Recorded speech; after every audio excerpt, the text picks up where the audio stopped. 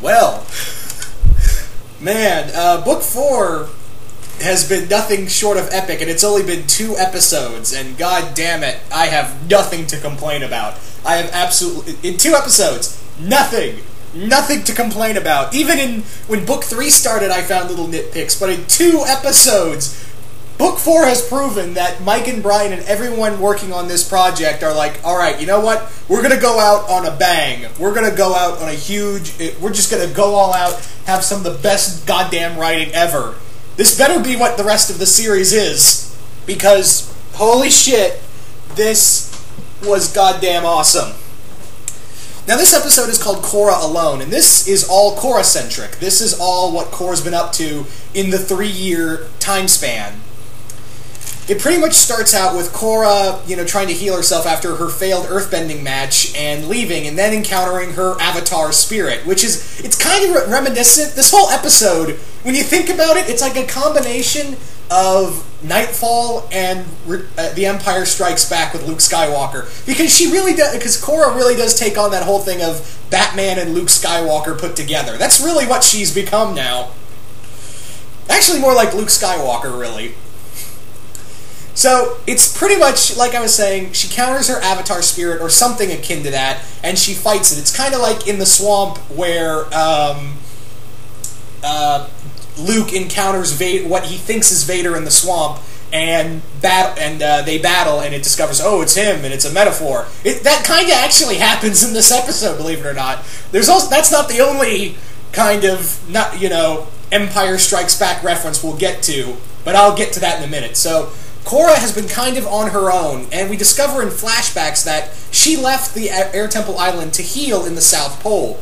And even though she's not really healing physically and mentally. It's kind of like after Bane broke Bruce in Nightfall, he had to go through a lot of physical and mental training because Bane broke his back and his spirit. That's kind of what Zahir did to Korra with the whole poison, and it's pretty much done a lot of internal damage. So Korra eventually goes to see Katara, and she gets help from Katara, who says, this poison did a lot of internal damage. I'm even pretty sure that it is, damaged some of your nerves. And she's trying her best to heal her, and then she says, what do you know about tragedy? I know about a lot, and to which I agree with Korra, because, and I can understand Korra's mad, I probably would be pissed off too if, I had a load of poison in me, and now I can barely move for myself. I would probably be justifiably pissed off. But Katara takes it easy, and she pretty much is like, well, I know a lot about my tragedy and rising above it, because, her mother was killed when she was young, and then she recently lost her, she also lost her husband, the man she grew up with. So, I'm pretty sure she knows a lot about loss. But then Katara says, do me a favor, wiggle your big toe, and I'm like, they didn't get that from Kill Bill at all. So it starts from that toe wiggle, yes, and Katara decides to physically train Korra, to help her get better. And she's trying to walk for herself, keep trying to move, and eventually she keeps getting it, little more and little. But, she's trying, it's going so slow for her, and she's still kind of wheelchair bound, and then she just lets Katara have it. She just tears into Katara saying, look, I can't even walk, I can't even dress myself, I can't do shit, alright? She's screaming at Katara, and Katara's like, okay, you're angry, you're frustrated, you need to get that out, or else it's just going to eat you away. So, I'm going to let Korra get a pass on this, because, again, she's kind of justifiably pissed off. And Katara's like, that anger you're keeping inside of you, that's not going to help the situation at all. So you might as well just, blow up here than, somewhere else. So, and Katara responds with, Aang went through a lot of tragedy as well. His entire race was wiped out. He was the last of his kind. And, he pretty much tells Korra, she pretty much tells Korra, Aang rose above it. He chose to go further, to go beyond that. He didn't let it break him. So Korra gets inspired to keep do some physical training. Then we get to see Tenzin, We get to see, Tenzin back, and she tries to show off, oh, look, I'm getting better, and, yeah, she's moving again, but she's not really in that right headspace. We also get some other great moments, because there's also some letters written to Korra from Bolin and Asami and Mako. Mako's just like, well, I don't know what the hell to write. Asami is very sweet, and I also find it great that Asami was the only person Korra wrote back to, saying that she's the only one she feels like telling to. Yeah, that Korra-Asami ship is, like I said, it's a helicarrier now. Let's face it, yeah. Yeah, that Korra-Asami ship, man. That Korra-Asami. Anyway, so it's also kind of hilarious because Bolin tries writing a letter, and he does in this big Shakespearean tone, but in reality, he's just coloring pictures. I found that hilarious. So a Bolin joke that I like, because he's using it's almost like he's spouting Hamlet, and in reality, he's writing something that a 2-year-old would go, "This is fucking terrible." But yeah, so it's been exactly 2 years. Yeah, 2 years Korra's been on, in the South Pole, still getting physical training. And she convinces her parents, look, I want to go back to Republic City. I need to go back where the action is. Maybe it'll help me heal faster. So she goes on a ship alone to Republic City. But while there, she stops by a little shop, a little village. And this is where we get a cameo by Aang doing his airbending trick with the little beads, but it's with sushi rolls, and I found it awesome. And Korra, in turn, encounters some bandits, which she fails to stop, and they're like, are you sure this is the Avatar? And, yeah, Korra just, froze up, and she decides to, and she's almost at Republic City, and she starts seeing her Avatar spirit, and it freaks her the fuck out, and she has to leave. So, from there, after some traveling and being haunted by her Avatar spirit, we also discover that she's lost her connection with Rava due to the damage of her body, and she goes to the South Pole once more to go into the spirit world and into the Tree of Time to meditate. This is where she encounters some spirits who want to help her, but she's like, no, I can't do this, I need to have my own identity, people have been saying they want to help me for years, and nothing's been done. I need to do this myself. And the Avatar spirits are just like, but we want to help you. You helped us. You stopped the apocalypse from happening.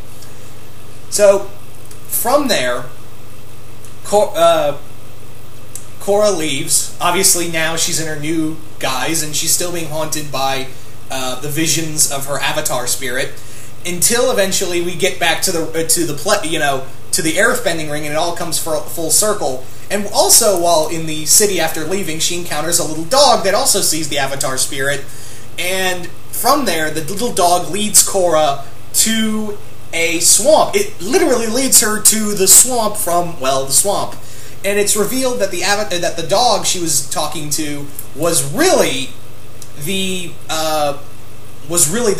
little spirit she encountered in the spirit world.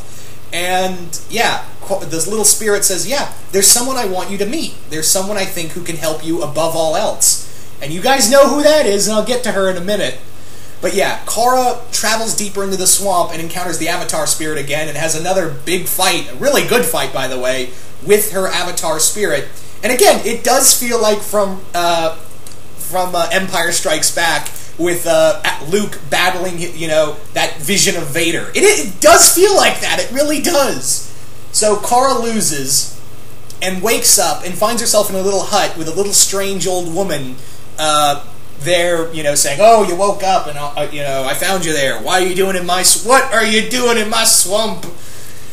And Korra's like, "Well, who the hell are you?" And and then this woman says, "I used to be friends with you in a past life." And Korra sees her. It's Toph! It's old woman Toph. And, yeah. Toph is pretty much Yoda. Let's face it, Toph is going to be Korra's Yoda.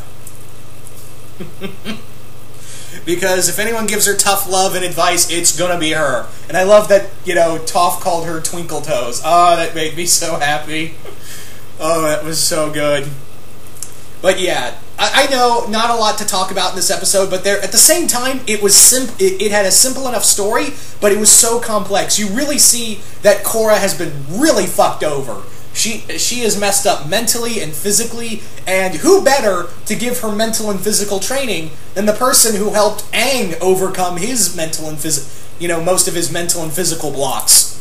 Toph. It's really, again, you can't sit there and tell me this does not feel like The Empire Strikes Back in the sense that Toph is going to be Korra's Yoda. So I absolutely love this. I thought it was really cool. Again, I know this is not going to be a long review, but damn, this was such a good, episode. And I know I've just talked about a lot, but yeah, there's not a lot in here, but at the same time there is. It's such a great character story for Korra. She's angry for all the right reasons. She's upset for all the right reasons. And I love that she's trying, I love that whole, that she's trying to overcome that mental and physical block rather than, complain and blame it on somebody else. Yeah, it was, well, then again, it was, Zahir's fault. But she does feel like, yeah, this is partially my fault as well, I should be able to get over this. So I absolutely love this episode. Like I said, if this and these previous two, if these two episodes have not told us, have taught us anything, it's that that this is probably going to be the most epic closer to an entire, to the Legend of Korra series. I almost said entire. Yeah. I would say that this is a great ender for the Legend of Korra series. I absolutely adored this episode. But yeah, oh my god, this was, man, Mike and Brian, you guys are pulling out all the stops, and it's kind of funny too, because I would love to see these guys, because I feel like they don't want to do, more Avatar stuff. I feel like they've kind of with this, they've kind of told the story, so I'd like to see them do something. I'd love to see them do something with Star Wars. I'd love to have Disney give them a call and be like, hey, you guys want to do something with Star Wars? Because you get a lot of parallels to Star Wars, not just in here, but also from Avatar: The Last Airbender. And again, for those who don't know, Avatar, the Avatar universe was supposed to be set in the far future. It was supposed to be like Star Wars. So I'd love to see them tackle that kind of genre. But anyway, once again, I hope you guys enjoyed this, and you guys tell me, what did you guys think of this episode? Did you guys like it? Did you guys hate it? Comment below, let me know, and I will see you guys later.